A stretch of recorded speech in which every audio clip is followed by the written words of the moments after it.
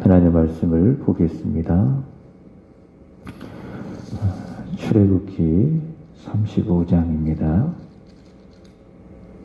20절부터 29절까지. 출애굽기 35장 20절에서 29절까지입니다.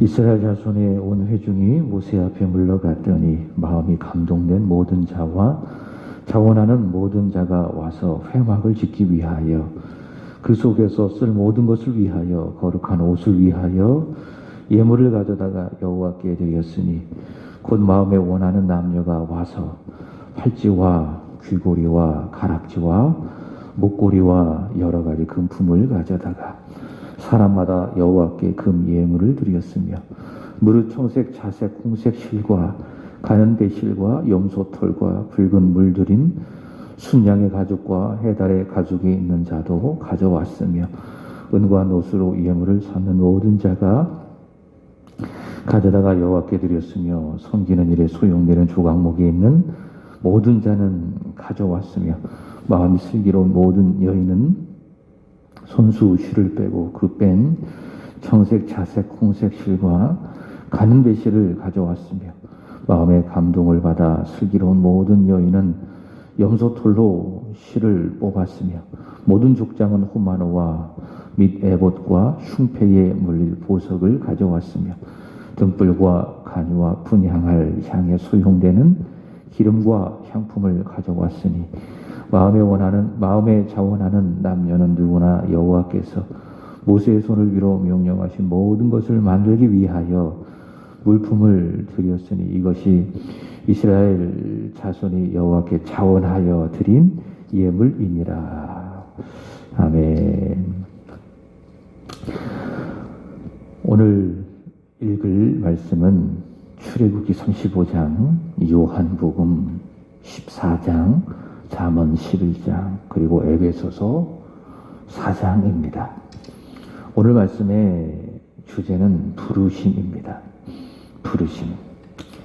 출애굽기 32장에서 이스라엘 자손은 금송아지를 만들어서 그것을 음란하게 섬김으로 말미암아 하나님과 맺은 그 언약을 깨뜨렸지요. 이스라엘 자손은 하나님의 언약 하에서 하나님의 말씀을 잘 듣고 그에게 순종을 해야 되는데 우상 숭배를 통해서 그 언약이 깨졌습니다. 그래서 하나님께서 공의로우신 하나님께서 그것을 보시고 진노하셨습니다. 그러나 모세의 간절한 중보 기도로 다시 출애굽기 34장에서 하나님과 언약이 세워집니다. 이것을 언약 갱신이라고 이야기를 합니다.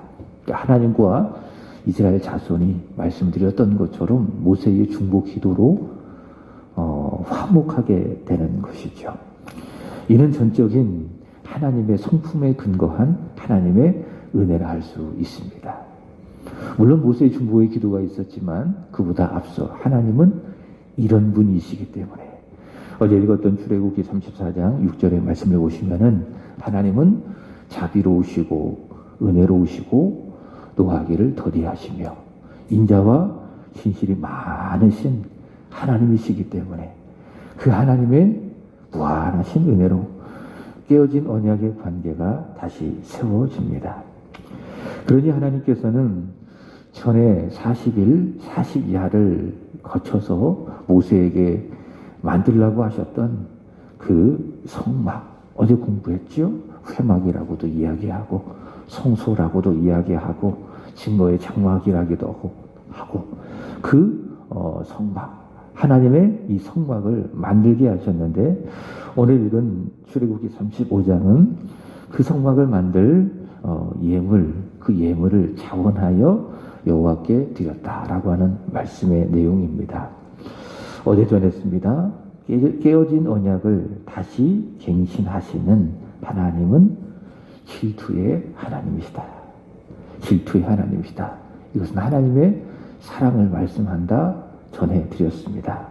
자신의 백성을 하나님 지극히 사랑하시기 때문에 자신의 백성도 하나님께서는 자신만을 사랑하기를 간절히 원하시죠.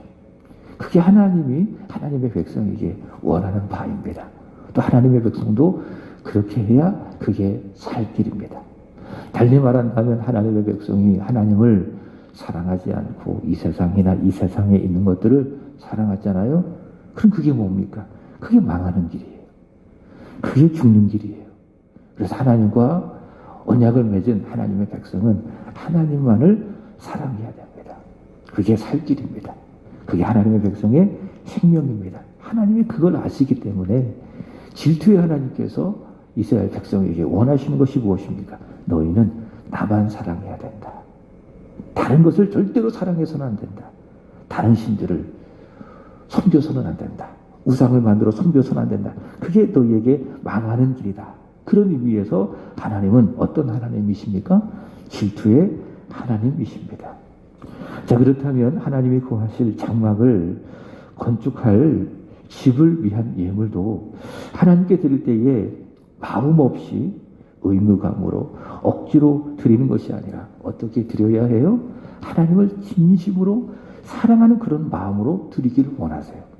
그러니까 하나님은 자신의 백성이 하나님을 섬길 때에 하나님께 나아가 하나님을 섬길 때에 억지로 어떤 무거운 책임감에 의해서 마음 없이 하기를 원치 아니하시고 마음을 다하여 하나님을 사랑하는 마음으로 섬기기를 원하십니다.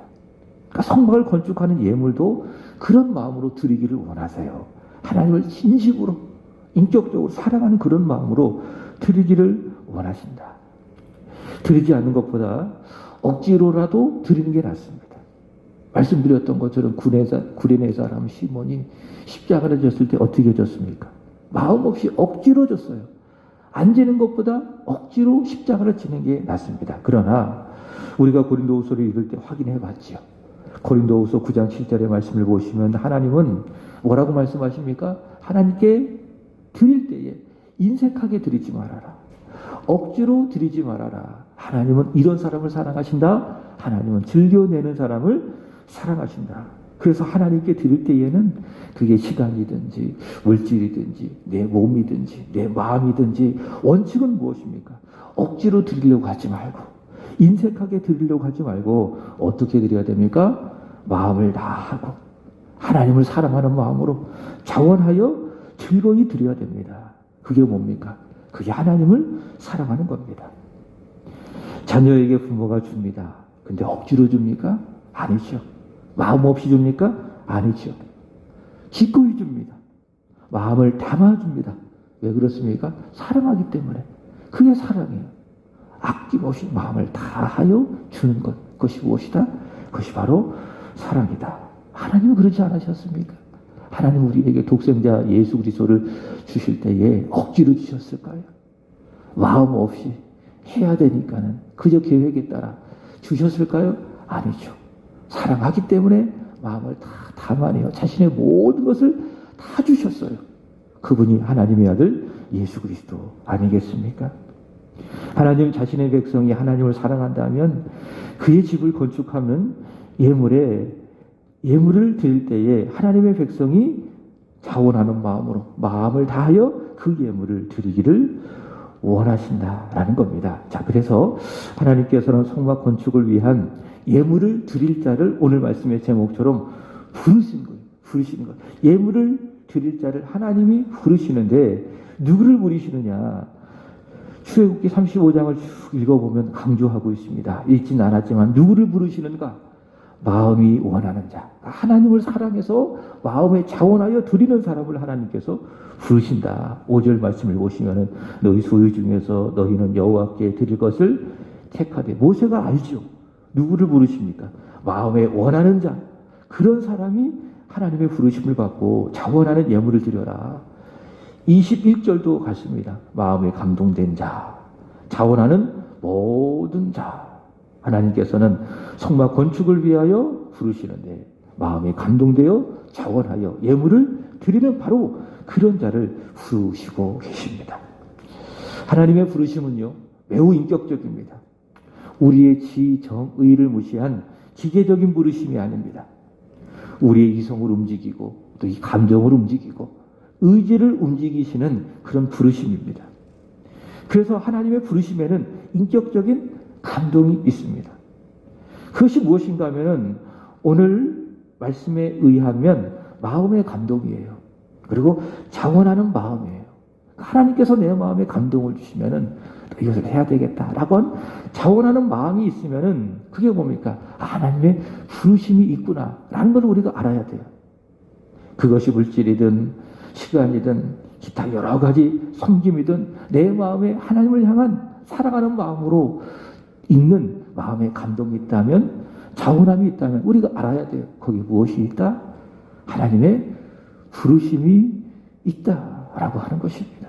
그래서 오늘 예배에 나오는 것도 이렇게 자꾸 기계적으로 의식 없이 나와서 하나님이 이 새벽에 나를 불러주시는구나. 마음에 감동을 받고 나와야 돼요. 와야 되니까 오고, 이게 안 오는 것보단 나아요. 그러나 더 높은 차원의 믿음은 무엇인가 하면은 하나님이 이 새벽에 나를 깨워주셨다. 하나님의 주 앞에 오라고 내 마음을 감동해 주셨다. 이런 믿음을 갖고 나와야 됩니다. 그게 좋은 믿음이죠. 하나님은 바로 그런 마음에 대한 순종을 기뻐하시고 나의 믿음에도 유익이 되는 것입니다. 자, 출애굽기 35장은 성막 건축을 위한 부르심. 어떻게 부르신다? 이스라엘 자손의 마음을 감동시켜서 자원하게 해 주셔서 거기에 이스라엘 자손이 순종하는 거죠. 하나님이 기쁘게 받아주시고 그들의 이런 섬김을 통해서, 드림을 통해서 하나님의 집이 아름답게 건축함으로 말미암아 거기에 하나님이 임재하시고 거기에서 하나님께서 이스라엘 자손을 만나시고 그들에게 말씀하시고 복을 주시는 것입니다. 요한복음 14장에는 아버지께로의 부르심이 말씀하고 있습니다. 예수님의 제자 빌립이 오래 예수님과 함께 있으면서 예수님을 보면서 부르심을 느껴요. 아버지의 부르심을 느껴요. 예수님 곁에 있고 예수님의 말씀을 듣고 예수님께서 행하시는 기적을 보고 예수님을 뵈면서 부르심을 느끼는 거예요. 아버지를 보고 싶다. 아버지가 부르시는 것을 느낄 수가 있었어요. 그래서 예수님께 요청하는 겁니다. 8절 빌립이 이르되 주여 아버지를 우리에게 보여주옵소서. 그리하면 족하겠나이다. 좀 이런 어떤 마음이 좀 우리에게 있었으면 좋겠다. 아버지를 보고 싶습니다. 아버지의 임재를 느끼고 싶습니다. 하나님 아버지의 영광을 경험하고 싶습니다. 끊임없는 이런 기도가 우리 안에 있었으면 좋겠다. 왜 하나님을 만나고 싶은 것인가요?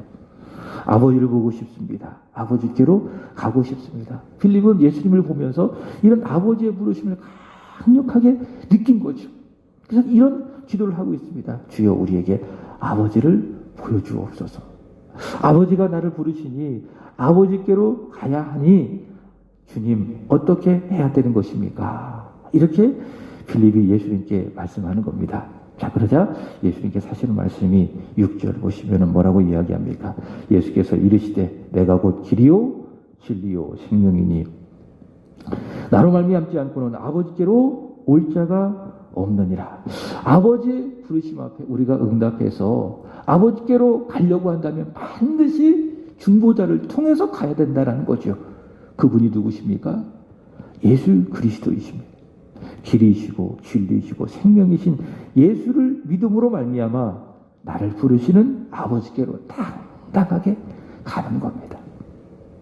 내가 가지고 있는 어떤 소유로, 내가 가지고 있는 어떤 이 마음으로 가는 게 아니에요. 우리가 아버지의 부르심을 받고 아버지께로 가려면 반드시 예수의 이름을 힘입어서 가야 돼요. 길이시고 진리시고 생명이신 예수를 믿음으로 말미암아 아버지께로 갈 수 있습니다. 하나님께 기도하는 것으로 나를 부르셔요. 예배하는 자리로 나를 부르십니다. 어떻게 가야 합니까? 내 힘으로 갈 수 없어요. 내 자격으로 갈 수 없어요. 오직 한 길로 가야 돼요. 예수를 믿는 믿음으로, 길이시고 진리시고 생명이신 예수를 믿는 믿음으로 아버지께로 가서 기도하면 거기에 하나님 임재하시고 나에게 응답해 주시는 겁니다. 그래서 마지막으로 기도할 때 어떻게 기도하죠? 예수님의 이름으로 기도하옵나이다. 예배도 받습니다. 우리는 예수를 믿음으로 하나님께 예배드려야 돼요. 길이시고 진리시고 생명이신 예수를 믿음으로 하나님께 나아가 예배하면 하나님께서 그 예배를 통해서 영광을 받아주시고 우리는 그 예배를 통해서 하나님을 만나고 그게 뭡니까? 예배의 성공. 예배를 통한 느끼는 감격이다 라고 하는 겁니다. 아버지께서 우리를 부르십니다. 어떻게 가야 합니까? 예수를 믿음으로 길이시고 진리시고 생명이신 예수를 믿음으로 말미암아 아버지께 가야 되는 거예요. 늘 기도할 때도 예수의 이름을 꼭 이렇게 붙들고 기도하십시오. 하늘의 문이 열려요. 아버지께로 가야 천국을 경험할 수 있어요. 그게 예수의 이름의 능력입니다. 에베소서 4장의 말씀을 가보시면 아버지의 부르심으로 말미암아 길이시고 진리시고 생명이신 예수를 믿어 아버지께로 갔다면 우리는 그 부르심 앞에 아버지께로 갔다면 이게 중생이죠. 이게 거듭남이죠. 이게 구원 아니겠습니까? 그 부르심을 입었다면 아버지께로 갔다면 우리는 어떻게 살아야 할 것인가? 그 답을 바울은 4장 1절에서 이렇게 이야기합니다. 그러므로 주 안에서 갇힌 내가 너희를 권하노니 너희가 부르심을 받은 일에 합당하게 행하여 길이시고 진리시고 생명이신 예수를 믿음으로 말미암아 아버지께로 갔다면 구원을 받았다면 거듭났다면 중생했다면 이제 너희가 어떻게 살아야 할 것인가? 2절 보시면은 모든 겸손으로 온유로 그 다음에 오래 참음으로 사랑 가운데 서로 용납하고 평안에 매는 줄로 성령이 하나 되게 하신 것을 힘써 지켜라. 그렇게 말씀하고 있습니다. 모든 일에 겸손한 거예요. 하나님은 누구에게 은혜를 베푸십니까? 겸손한 자에게 은혜를 베풀어 주십니다. 사람들과의 관계 속에서 나를 낮추고 상대방을 배려하고 이게 뭐예요? 겸손. 그리고 온유하고 상대방에 대하여 참고 사랑 가운데 서로 용납하고 분열하지 말고 다투지 말고 성령이 하나 되게 하셨으니 그것을 힘써 지켜가는 거죠. 이것이 무엇입니까? 부르심을 받은 자의 합당한 삶. 예수를 믿어 부름을 받은 자의 합당한 생활입니다. 22절부터 24절 말씀을 보시면은 그것이 무엇인가 하면은 부르심을 받기 전에 옛사람을 벗어버리고 새사람을 입은 자, 부르심을 받은 자의 합당한 생활이라고 하는 거죠. 그러니까 우리가 부르심을 받기 전에는 예수를 믿기 그 전에는 옛사람의 생활을 했어요. 그래서 겸손하지 못했고 오중하지 못했고 오래 참지 못했고 서로 용납하지 못했고 늘 다투고 분열했습니다. 그러나 우리가 부르심을 받았습니다. 길이시고 진리시고 생명이신 예수를 믿음으로 말미암아 하나님의 자녀가 되었습니다. 그게 뭐예요? 그게 새 사람을 입은 거예요. 새 사람을 입었으니 우리는 그렇게 살아가는 거죠. 겸손하게 온유하게 오래 참고 용납하고 하나 되어지고. 잠언서 11장에 가보시면 부르심을 받은 새 사람은 특별히 정직한 삶을 살아야 된다. 정직으로의 부르심을 입었다라는 사실이 강조되어지고 있습니다. 이 잠언은요 하나의 주제로 딱 요약하기가 어려워요. 말씀 하나하나가 하나의 주제고 그러나 이 전체적인 성경의 이 주제에 따라서 한번 그 강조점을 확인해 보는 겁니다. 자, 정직으로 부르셨다라고 하는 겁니다. 부름받기 전 옛사람의 특징이 하나 있습니다. 그것은 무엇인가 하면 거짓되다는 것. 진실하지 못하다. 그러니까 우리가 예수를 믿기 전에 중생하기 전에 그 사람의 특징이 무엇인가 하면 거짓되다. 왜냐하면 우리가 중생하기 전에 있는 우리의 모습을 옛사람이라고 이야기하는데 이 옛사람을 지배하는 존재가 마귀입니다. 마귀. 근데 마귀의 특징이 무엇입니까? 요한복음 8장 44절에 의한다면 거짓의 압입니다. 그러니까 마귀의 특징이 뭐예요? 거짓. 다 거짓이에요. 존재 자체가 거짓입니다. 마귀가 거짓의 압입니다. 그래서 구원받지 않은 옛사람은 쉽게 거짓말을 하죠. 거짓되게 행하는 겁니다. 물론 구원받은 사람도 죄가 남아있기 때문에 거짓 때의 말하기도 하고 행하기도 합니다. 그러나 양심의 심각한 가책을 느끼지요. 왜? 내 안에 성령께서 계시기 때문에. 그러나 구원받기 전에 옛사람은 거짓말을 하고 거짓되이 행할 때에 하나님 앞에 느끼는 양심의 가책은 없는 거예요. 그냥 자기 스스로 느끼는 그런 양심적인 가책은 있겠지만 구원받기 전에 옛사람은 마귀의 지배를 받고 있기 때문에 거짓말하는 거예요. 거짓되이 행하는 거예요. 그러나 부름받은 새 사람은 어떻습니까? 거짓말하지 않으려고 해요. 거짓되이 행하려고 하지 않으려고 해요. 어떻게 살아갑니까? 정직하게 살아갑니다. 네 안에 계신 성령은 정직한 영입니다. 그래서 성령은 정직한 분이에요. 그래서 성령 충만하면 거짓을 버려요. 사람이 진실해져요. 그게 성령 충만함의 특징입니다. 구원받은 사람, 하나님의 부르심을 받은 사람, 새 사람을 입은 사람은 어떻습니까? 3절 보시면 정직하게 살아가요. 정직한 자의 성실은 자기를 인도하거니와. 6절 말씀을 보시면은 정직한 자의 공의는 자기를 검지리니. 정직을 강조하죠. 11절 보시면은 성읍은 정직한 자의 축복으로 인하여 진흥하고 정직하게 살아간다. 이게 부름받은 자의 특징이다. 말씀을 마칩니다. 아버지의 부름받은 우리 안에 우리는 아버지의 부름을 받은 우리 안에는 요한복음 14장 7절에 의한다면 누가 계십니까? 보혜사 성령이 계십니다. 주님 말씀처럼 우리와 함께 계시고 그 보혜사 성령 우리 속에 계십니다. 요한복음 14장을 꼭 읽어보세요. 오늘 말씀 우리 속에 누가 계신다? 보혜사. 우리와 함께 계시고 우리 속에 계신다. 우리와 함께 계시고 우리 속에 계시는 성령께서 바로 이런 부르심을 보게 하여 주시기를 원합니다. 하나님이 길이시고 진리시고 생명이신 예수를 믿어 아버지께로 가게 하셨구나. 아버지가 나를 부르셔서 예수를 믿어 아버지께로 있게 하여 주셨구나. 라고 하는 이 사실을 우리는 성령을 통해서 보게 되는 거죠. 알게 되는 거죠. 그러므로 우리는 부르심이 합당한 삶을 살아가야 될 줄로 믿습니다. 에베소서가 전하는 것처럼 겸손하고 온유하고 오래 참고 사랑 가운데 용납하고 하나 되어주고 하나님 앞에 정직하게 살고 하나님 앞에 드릴 때에 마음에 감동하여 자원하여 드리고 이것이 무엇입니까? 부르심을 받은 자의 합당한 하루의 삶의 모습일 줄로 믿고 우리의 영원한 삶의 모습일 줄로 믿습니다. 기도하겠습니다. 참 좋으신 주님, 우리를 부르셔서 감사합니다. 부르심에 응답하게 하여 주셔서 감사합니다. 길이시고 진리시고 생명이신 예수를 믿음으로 말미암아 우리가 하나님 자녀로 부르심을 받아 지금까지 살아왔고 오늘 이 자리에 섰사오리. 부르심을 받은 자로서 합당하게 살아가는 오늘 하루가 되게 하여 주시기를 원합니다.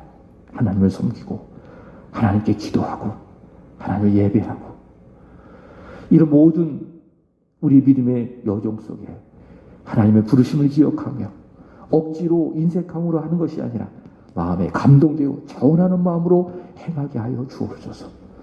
우리를 하나님의 자녀로 부르셨사오니 하나님 모든 일에 겸손하게 하시옵소서. 온유하게 하시옵소서. 오래 참게 하시옵소서. 사랑 가운데 용납하게 하시옵소서. 성령이 하나 되게 하셨사오니 힘써 지키게 하여 주옵소서. 거짓을 버리게 하여 주시고 정직하게 주의 뜻을 이루어가며 하나님의 영광을 위하여 또 우리 주변의 형제와 자매의 유익을 위하여 살아가는 저희들의 삶이 되게 하여 주시옵소서. 하나님, 오늘은 사구역을 위하여 기도드립니다. 이병구 집사님, 김보숙 권사님, 민경정민, 이근석 강성미 집사님, 기홍, 그리고 오혜선 씨 축복해 주시기를 원합니다. 길이시고 진리시고 생명이신 예수를 굳게 믿게 하시고 조금 더 의심하거나 흔들리지 아니하게 하여 주시고 예수를 믿는 믿음으로 이 세상 이기며 승리하며 살아가는 믿음의 지체들, 사구역의 지체들이 되게 하여 주옵소서. 가정 위에, 자녀 위에, 일터 위에 하늘에 속한 신령한 복과 이 땅의 기름진 복을 부어 주옵소서. 그 은혜로 말미암아 복으로 말미암아 승리하는 하나님 사구역이 되게 하여 주옵소서. 김혜영 권사님 주님 앞에 드려지는 1,000번째 기쁘게 받아주시기를 원합니다. 새 한 교회를 사랑하며 부흥을 소망하며 드려진 귀한 재물 주여 소망대로 기도한 대로 이루어지고 응답받게 하여 주옵소서. 그리하여 하나님께 영광이 되게 하여 주시고 주여 소망처럼 새 한 교회 반드시 부흥이 되게 하여 주시옵소서. 하나님 코로나 확진자가 참으로 많이 늘어나고 있습니다.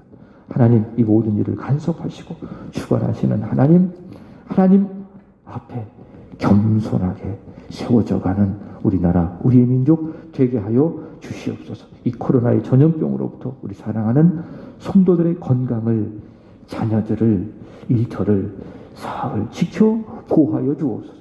올 하루도 동행하시고 보호하시고 인도하시는 여호와 하나님의 손길을 실감하는 복된 하루가 되게 하여 주옵소서. 기도하는 이 시간 하나님 성령의 은혜가 있게 하시고 보혜사 성령 하나님의 감동이 있게 해주셔서 기도의 문이 활짝 열리며 살아계신 하나님의 임재와 역사를 실감하는 복된 시간이 되게 하여 주옵소서. 예수 그리스도의 이름으로 기도합나이다. 아멘. 하늘에 계신 우리 아버지 이름이 거룩히 여김을 받으시오며 나라의 임옵시 뜻이 하늘에서